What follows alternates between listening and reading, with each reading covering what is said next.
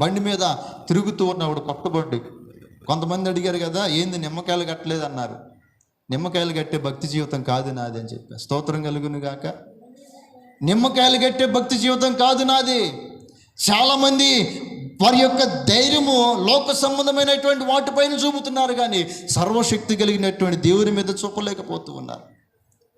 మందిరానికి వెళుతున్నటువంటి అనేక మంది జనాంగంలో చాలామంది లోక సంబంధమైన వాటిపైనే ధైర్యాన్ని చూపుతున్నారు తప్ప సర్వ సృష్టికి కారణభూతుడైనటువంటి దేవుని పైన ధైర్యంగా ఉండలేకపోతున్నారు.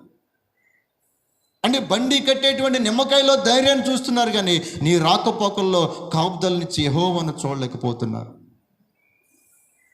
అవునా కాదా? ఈరోజు వరకు బండి కొన్నప్పుడు షోరూమ్ నుంచి వచ్చేటప్పుడు అక్కడ ప్రార్థన చేశా, వచ్చిన తర్వాత సేవకుని దగ్గరికి వెళ్ళి ప్రార్థన చేయించుకొని వచ్చాం. ఈరోజు వరకు దాదాపు